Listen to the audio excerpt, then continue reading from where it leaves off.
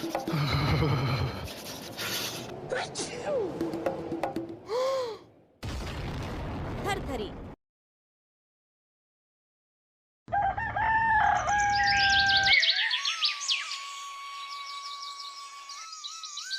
एक सुबह छोटे से गांव भैरूपुर से शुरू होती है।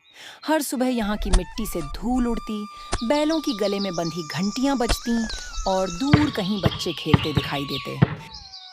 इसी गांव के आखिरी छोर पर एक कच्चा सा घर था, जिसमें रहते थे रघु, उसकी पत्नी गौरी और उनका मुन्ना। रघु गांव के सेठ धर्मपाल के खेतों में मजदूरी करता था। वहीं गौरी गांव के दूसरे छोर पर ठाकुर रघुवीर सिंह के हवेली में सफाई बर्तन करती थी। दोनों सुबह तड़के उठ जाते, अपने अपने काम पर निकल जाते। मुन्ना अब भी छोटा था, लेकिन उसमें अपने माँ बाप जैसी ही समझदारी झलकती थी। स्कूल तो गांव में ठीक से चलता नहीं था, लेकिन फिर भी गौरी रोज उसे गांव के स्कूल भेजती, जहां वो टूटी हुई बेंच पर बैठकर कभी पढ़ता, कभी अपने दोस्तों के साथ पतंग उड़ाता। रघु रोज सुबह हल उठाते वक्त मुन्ना से कहता, मुन्ना, पढ़ लिख ले बेटा, ताकि तेरे हाथों में कल ये हल ना हो, कलम हो। हम तो खेत जोत रहे हैं, तू जिंदगी जोतना। मुन्ना सिर हिलाकर मुस्कुरा देता। उसे भी अब समझ आने लगा था कि उसके माँ बाप क्यों इतनी मेहनत कर रहे हैं। गौरी जब ठाकुर के घर से लौटती तो थकी हुई होती, लेकिन चेहरे पर शिकन नहीं दिखती थी। गांव की औरतें ताना मारती, अरे गौरी, इतना क्या खट रही है? तेरे आदमी को कह बीवी को काम करवाना छोड़ दे। गौरी मुस्कुराकर जवाब देती, अरे बहन, जब दो जोड़ी हाथ मिल जाएं, तो बोझ हल्का हो जाता है। रघु अकेला क्यों पिसे? शाम को तीनों जब घर पर मिलते तो वही छोटा सा चूल्हा, वही मोटी रोटी और वही तीन हंसते हुए चेहरे, जैसे गरीबी इनके दरवाजे पर रुककर शर्मिंदा हो गई हो। रघु अक्सर खाने के बाद मुन्ना को गोद में लेकर कहता, हमारे लिए तो ये गांव ही दुनिया है बेटा, पर तुझे इस गांव से आगे जाना है। तेरी किस्मत खेतों में नहीं, किताबों में लिखी है। गौरी सुनती तो आंखों में हल्की सी नमी आ जाती, पर वो जानती थी उनके बेटे के लिए यही लड़ाई है। मेहनत, पसीना और सपनों का मेल, यही थी उनकी दुनिया। 3 लोग, 3 सपने और एक भरोसा।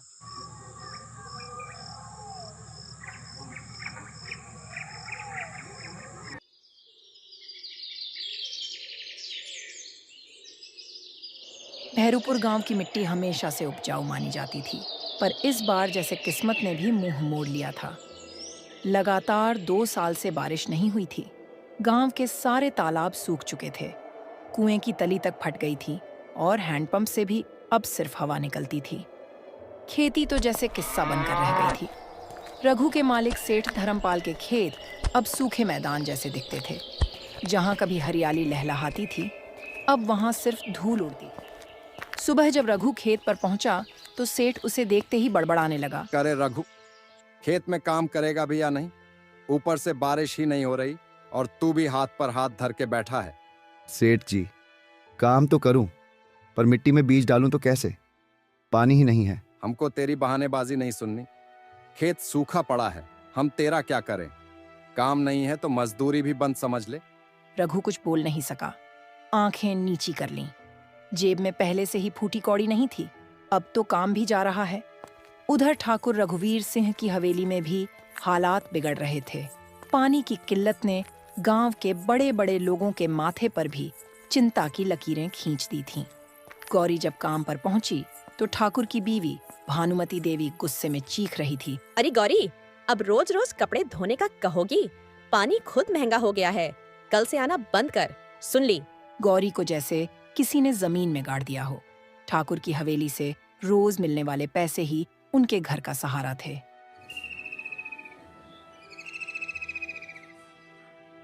शाम को तीनों, रघु, गौरी और मुन्ना, आंगन में चुप बैठे थे। हवा तक जैसे रुक गई थी। घर का चूल्हा ठंडा पड़ा था, क्योंकि आटे का आखिरी कटोरा सुबह की रोटी में ही खत्म हो गया था। अम्मा, आज खाना नहीं बनेगा क्या? मुन्ना ने हिम्मत करके पूछा। गौरी ने मुस्कुराने की कोशिश की, लेकिन मुस्कान अधूरी रह गई। आज तो सो जाना बेटा, कल कुछ ना कुछ कर लेंगे। रघु ने आसमान की तरफ देखा। बादल अब भी गायब थे।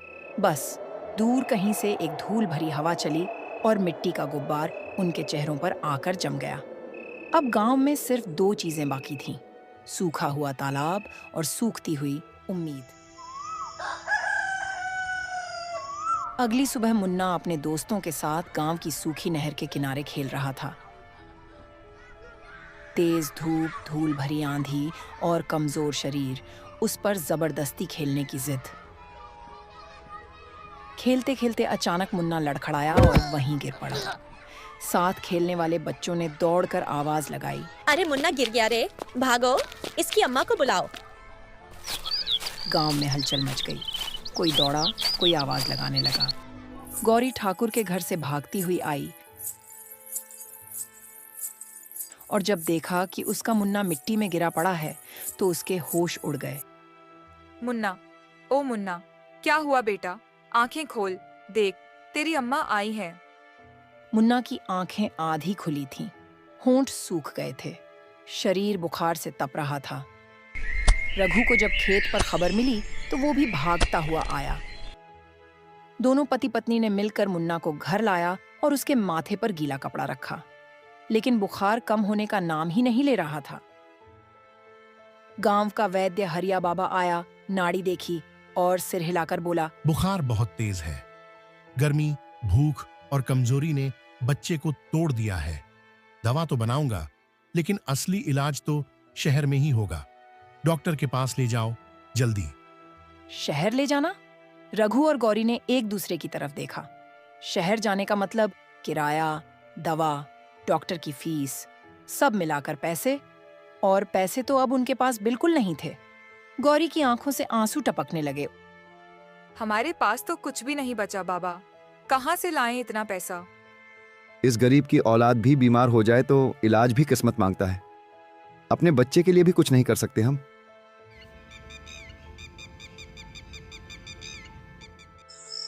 उस रात रघु ने आंगन पर लेटे लेटे आसमान की तरफ देखा। वहां तारे तो थे, लेकिन बादल नहीं, बारिश भी नहीं, राहत भी नहीं, बस सूखा और एक मासूम की तपती हुई सांसें। मुन्ना बिस्तर पर पड़े पड़े कभी अम्मा कहता, कभी बाबा। उसकी मासूम आवाजें रघु और गौरी का कलेजा काट रही थीं।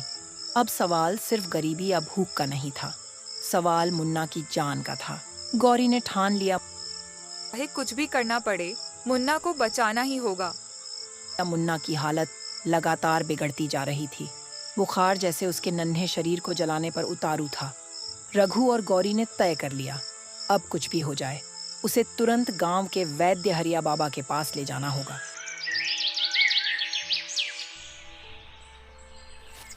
सुबह होते ही रघु ने मुन्ना को अपनी गोद में उठाया। मुन्ना का चेहरा गर्म तवे जैसा तप रहा था, आंखें अध खुली और होंठ सूख चुके थे। गौरी सिर पर गीले कपड़े का थैला रखे पीछे पीछे चल रही थी। गांव के लोग रास्ते में देखते तो आपस में फुसफुसाते, हाय राम, गरीब का बच्चा है, अब ऊपर वाला ही मालिक है। रघु बिना किसी की तरफ देखे सीधे हरिया बाबा के झोपड़े पर पहुंचा। झोपड़ी के बाहर नीम का पेड़ था, नीचे चटाई बिछी हुई थी, वहीं हरिया बाबा बैठा था। बाबा, देख ले इसे, हमारा मुन्ना है, जान बचा ले बाबा। हरिया बाबा ने मुन्ना की नाड़ी पकड़कर देखा, माथे पर हाथ रखा, चेहरा गंभीर हो गया। बुखार अंदर तक उतर चुका है, कमजोरी भी बहुत है। उसने अपनी छोटी सी संदूकची से जड़ी बूटियों का एक पोटली निकाली और मर्तबान में कुछ औषधियां डालकर पीसने लगा। एक कटोरी में काढ़ा बनाकर लाया। ये काढ़ा पिलाओ, बुखार थोड़ा उतर जाएगा, पर असली इलाज तो शहर में बड़े डॉक्टर से ही होगा। बाबा, पैसे नहीं है हमारे पास, शहर कैसे जाएं? गरीब की बीमारी भी अमीर हो गई रे रघु। अब या तो कर्ज उठा या किसी के आगे हाथ पसार, पर देर मत कर, बच्चा नाजुक हालत में है। हम हाथ भी पसार लेंगे बाबा, इज्जत गई तो गई, पर बेटे को नहीं खो सकते। हिम्मत रख बेटी, जो करना है जल्दी कर, वक्त जाया मत कर।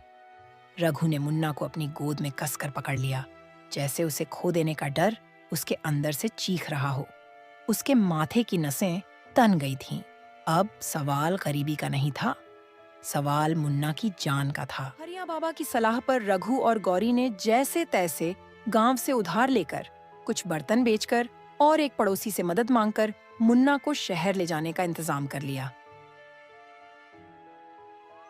रघु ने एक पुराने रिक्शे वाले भोला से कहा, भोला भैया, किराए का मत सोचना, बस अस्पताल तक पहुंचा दे, बच्चे की जान का सवाल है। भोला गरीब ही सही पर दिल का अमीर था।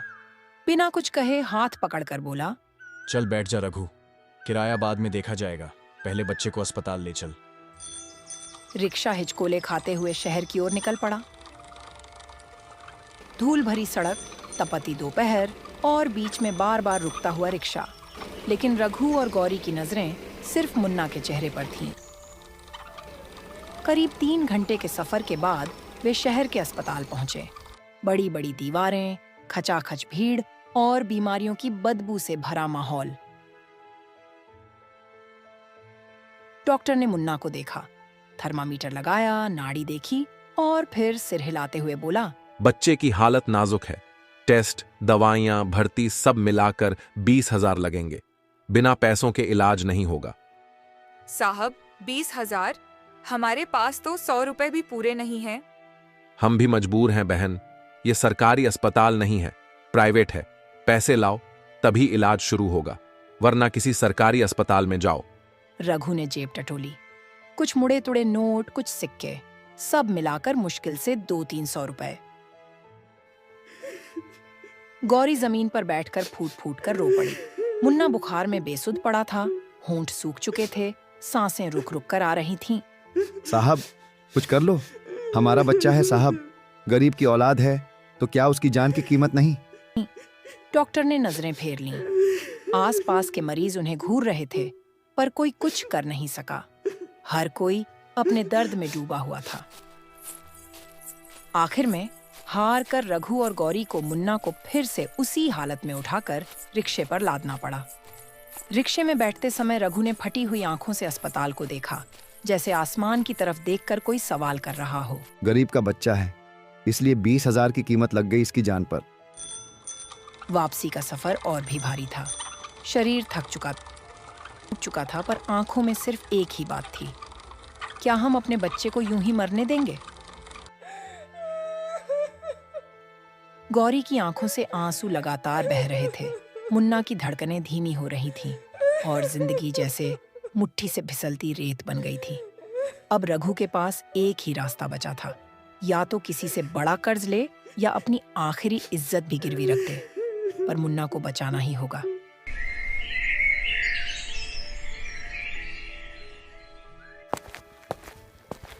उसी टूटी उम्मीद के सहारे वो सीधे अपने मालिक सेठ धर्मपाल के घर जा पहुंचा।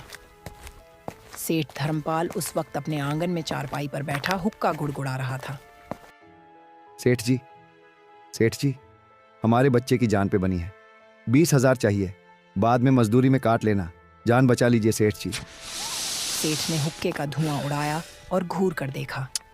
अबे हरामखोर, पहले ही कई बार उधार ले चुका है, हम कोई तेरा बाप का घर समझ रखा है क्या? निकल यहां से। सेठ जी, भगवान का वास्ता है, बच्चा मर जाएगा सेठ जी। सेठ ने आव देखा न ताव, रघु की कॉलर पकड़कर उसे धक्का दे दिया।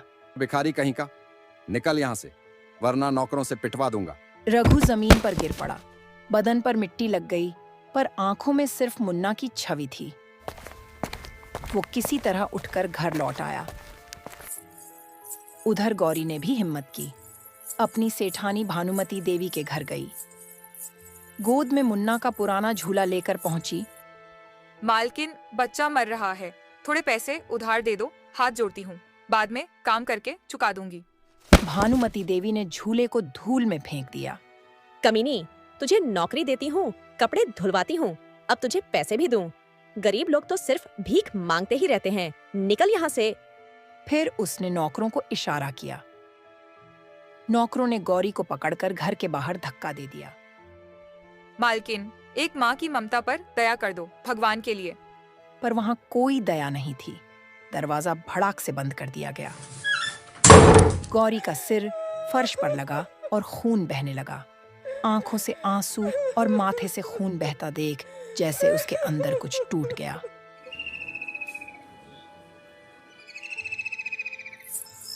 रात का अंधेरा। गौरी को समझ में आ गया था कि अब बिना पैसे के मुन्ना को नहीं बचाया जा सकता। उसने एक खौफनाक फैसला कर लिया। आधी रात को गौरी फिर उसी सेठानी के घर पहुंची, पिछवाड़े से। वहां सेठ की तिजोरी वाली अलमारी का उसे अंदाजा था। दबे पांव अंदर घुसी और जैसे ही हाथ में नोटों की गड्डी आई, "कौन है रे?" आवाज आई। चौकीदार जाग गया था। गौरी भागने की कोशिश कर रही थी, लेकिन चौकीदार ने पकड़ लिया। शोर मच गया। सेठ और सेठानी नींद से उठकर बाहर आए। अरे, ये तो वही भिखारन है, चोरी करने आई है। गांव वालों को बुला लिया गया। भीड़ जमा हो गई। हाय हाय, देखो तो सही, ये तो चोरनी निकली।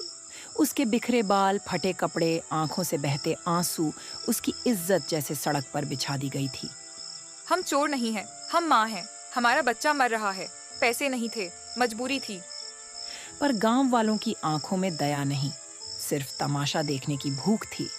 मजबूरी में चोरी करती है, हमारी इज्जत पर हाथ डालती है। आज इसे सबक सिखाना होगा। रघु दौड़ता हुआ पहुंचा। गौरी को भीड़ से छुड़ाने की कोशिश की, लेकिन लोग उसे भी धक्का मारकर अलग कर देते हैं। उस रात इज्जत तो बिखर ही गई थी। अब सवाल सिर्फ मुन्ना की जान का नहीं रहा, बल्कि पूरी जिंदगी की जंग बन गई थी। गौरी फूट फूट कर रो रही थी।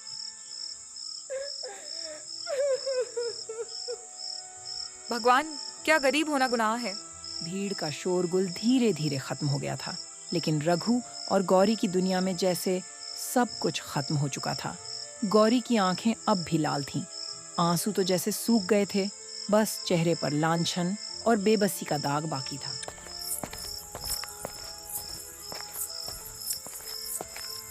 घर लौटने पर देखा, मुन्ना बिस्तर पर चुपचाप पड़ा था। उसकी नन्ही आंखें अधखुली थीं, होंठ जैसे बेजान हो चुके थे। उसकी सांसें रुक गई थीं।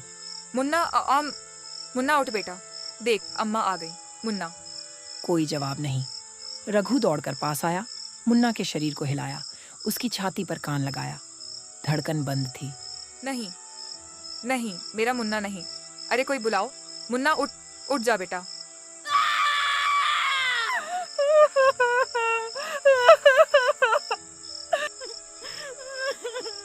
रघु वहीं जमीन पर गिर पड़ा। मुंह से कोई आवाज नहीं निकली, बस आंखों से आंसू बहते रहे, जैसे उसकी रूह निकल गई हो। गांव में कोई उनके घर आया नहीं। सबने चोरी का तमाशा देखा था, पर अब किसी को हमदर्दी नहीं थी। गरीब की मौत भी अकेली होती है। गौरी मुन्ना के शव से लिपट कर रो रही थी। उसका मन, उसका शरीर, उसकी आत्मा सब खत्म हो चुकी थी। हे भगवान, क्यों दिया ऐसा जीवन? क्यों बनाया माँ? अगर गरीब ही बनाना था तो गोद क्यों दी? मेरा मुन्ना, मेरा लाल। उसकी आंखों के सामने बार बार वो दृश्य घूम रहा था। सेठानी का धक्का, भीड़ की गालियां, गांव वालों की घृणा और मुन्ना का निर्जीव चेहरा।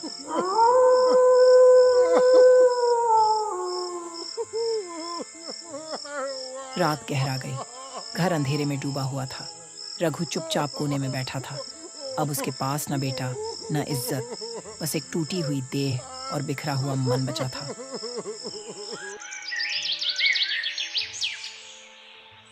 भोर होते होते गांव के कुएं से खबर आई। गौरी ने कुएं में छलांग लगा दी। गांव वालों ने लाश निकाली, पर अब किसके लिए? अब तो कहानी पूरी हो चुकी थी। गरीबी, भूख, बेबसी और समाज की बेरहमी ने एक माँ को लज्जित कर उसे जीते जी मार डाला था। गरीब का बच्चा मरता है, माँ इज्जत के लिए मरती है और अमीर आराम से सोता है। इस दुनिया में गरीब की जिंदगी सस्ती है साहब। गांव में कोई कुछ नहीं बोला। लोग बस देख रहे थे। तमाशा खत्म हो गया था। जिंदगी का एक किस्सा खामोशी में डूब गया। कुछ दिन बीत चुके थे। अब उस टूटी हुई झोपड़ी में बस रघु अकेला रह गया था। चारों तरफ वीरानी थी, घर में सन्नाटा और दिल में बर्फ जैसा सूनापन। गौरी की मौत के बाद गांव वालों ने भी रघु से मुंह मोड़ लिया था। कोई झांकने तक नहीं आता था। एक दिन रघु अपने घर के कोने में बैठा था। हाथ में गौरी और मुन्ना की पुरानी फटी हुई फोटो, धूल भरी, पर उन धूल के पीछे भी मुस्कुराहट की एक हल्की परछाई दिख रही थी। आंखें पत्थर आ गई थीं। हे भगवान, तूने तो सब छीन लिया, अब क्या बचा है? अब तो रहम कर, बारिश कर दे प्रभु, बारिश कर दे, ताकि ये सूखी धरती मेरी तरह तड़प तड़प कर न मरे। बारिश कर दे, कम से कम इस गांव वालों को उनकी असलियत दिखा दे। हवा तेज चल रही थी, जैसे आसमान खुद भी उसकी पुकार सुन रहा हो। क्यों क्यों लिया मेरा मुन्ना? क्यों? क्या गरीब की जिंदगी तेरे लिए भी कोई मायने नहीं रखती भगवान? क्यों इतना अन्याय? अगर तू है तो दिखा, कुछ कर। अचानक आसमान में बिजली चमकी, बादल गरज उठे, चारों तरफ एक अजीब सी बेचैनी फैल गई। गांव वाले जो अब तक रघु का मजाक बना रहे थे, वो भी आसमान की गर्जना सुनकर घबरा गए। कुछ ही देर में तेज हवाएं चलने लगी, पेड़ झुकने लगे, घरों की छप्पर उड़ने लगी। आसमान में काले बादल ऐसे घुमड़ आए जैसे बरसों से रोके हुए आंसू अब फूट पड़ने वाले हों। अरे लगता है भगवान सच में नाराज हो गया। हमने रघु के साथ गलत किया। तेज हवा के साथ धूल का तूफान उठने लगा। गांव के कच्चे घरों के दरवाजे खड़कने लगे, छप्पर उड़ने लगे, बच्चे और बूढ़े सब इधर उधर भागने लगे। और फिर बिजली की जोरदार चमक के साथ आसमान फट पड़ा।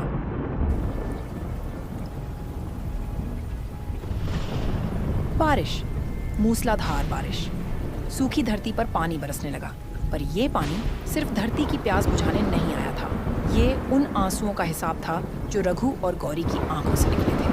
रघु ने आंसुओं के साथ मुस्कुराकर आसमान की ओर देखा और एक गीत गाया। आया तू आया, देर से आया, पर आया ये सूनापन लाया।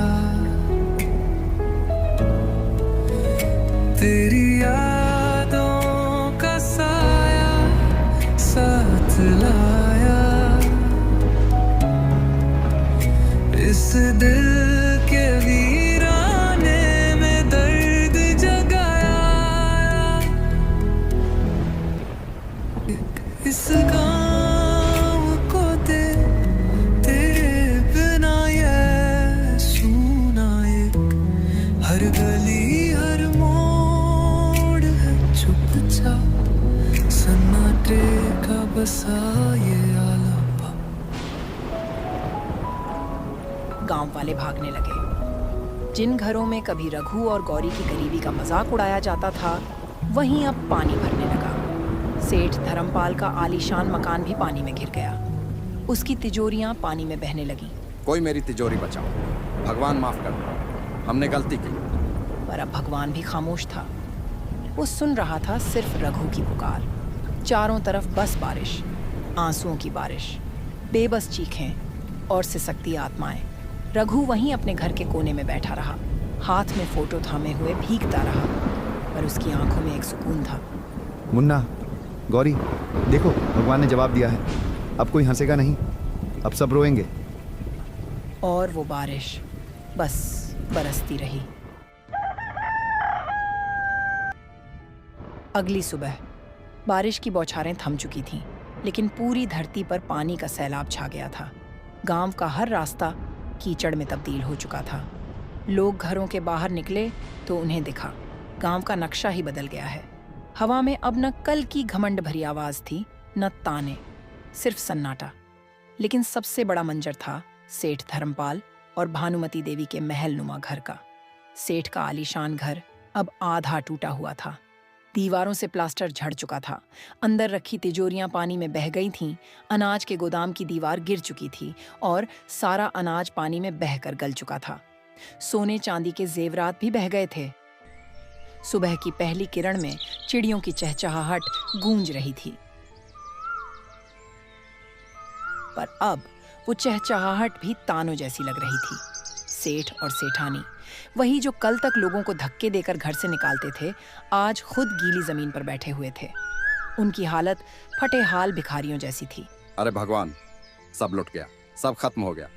मेरी दौलत, मेरा अनाज, मेरी इज्जत। हमने गरीबों के साथ गलत किया, उसी की सजा मिली है, उसी का श्राप लगा है। पास ही से गुजरते गांव वालों ने भी अब उनसे मुंह मोड़ लिया था। कोई उनकी मदद करने नहीं आया। अब उनका अहंकार तिनके की तरह बह चुका था। और फिर एक खबर आई, सेठ और सेठानी गांव छोड़कर बंगाल की ओर भाग गए हैं। कभी जिनके इशारों पर गांव चलता था, आज वो 2 जोड़ी गंदे कपड़ों में अजनबियों की तरह गांव से निकल पड़े। पैरों में चप्पल भी नहीं थी। भूख से कांपते शरीर, आंखों में पश्चाताप और जिंदगी भर का अभिशाप। अब वो भिखारी भी नहीं रहे थे। भिखारी के पास उम्मीद होती है, इनके पास वो भी नहीं थी। गांव का सबसे बड़ा अमीर सबसे गरीब बन चुका था। सिर्फ एक झोपड़ी बची थी, रघु की। वहां भी कुछ नहीं बचा था, सिर्फ एक टूटी हुई चारपाई, दीवार पर टंगी मुन्ना और गौरी की फोटो और रघु का खामोश चेहरा। लेकिन फर्क सिर्फ इतना था, रघु गरीब था पर उसके पास आत्मा का सुकून था। सेठ अमीर था, अब वो आत्मा से भी गरीब हो चुका था। इंसान का पैसा नहीं, कर्म काम आता है। गरीब की आह और भगवान का न्याय देर से आता है पर आता जरूर है। आसमान फिर साफ था। चिड़ियों की चहचहाहट अब नई सुबह की शुरुआत का संकेत दे रही थी। बारिश के बाद जैसे गांव की किस्मत ही बदल गई थी। सूखी धरती पर हरियाली लौट आई थी। तालाबों में पानी भर गया था। खेत फिर से लहलहाने लगे थे। गांव में फसलें बोई जाने लगीं और लोगों के चेहरों पर फिर से मुस्कान लौट आई थी। हर किसी के मन में एक ही बात थी, ये सब रघु की सच्ची पुकार और भगवान की न्यायपूर्ण वर्षा से ही हुआ है। अब वही रघु जिसे कल तक गरीब समझकर गांव वाले नजरअंदाज कर देते थे, अब सबकी नजर में इज्जतदार बन चुका था। गांव के बुजुर्ग, नौजवान, महिलाएं सब एकमत होकर पंचायत में जमा हुए। सबकी आंखों में सम्मान और पश्चाताप था। हमने रघु के साथ बहुत अन्याय किया। जिसने खुद सब कुछ खो दिया, उसी ने पूरे गांव को बचा लिया। अब ये गांव उसी के हाथों सुरक्षित रहेगा। हम सब चाहते हैं कि रघु ही अब इस गांव का सरपंच बने। भीड़ में तालियों की गूंज उठी। रघु चुपचाप खड़ा था। उसकी आंखों में आंसू थे, पर इस बार वो आंसू दुख के नहीं, गर्व और संतोष के थे। मैं कोई बड़ा आदमी नहीं हूं, मैं बस एक गरीब मजदूर हूं। लेकिन अब मेरी जिम्मेदारी है कि इस गांव में कोई भी भूखा न रहे, कोई भी मजबूर ना हो और कोई भी बच्चा इलाज के बिना न मरे। गांव वालों ने सिर झुकाकर उसकी बात सुनी। अब कोई उसे गरीब नहीं कह रहा था, अब वह सरपंच रघु जी। दोस्तों, इस वीडियो को बनाने में बहुत ही ज्यादा मेहनत लगा है, तो प्लीज इस चैनल को सब्सक्राइब जरूर करें।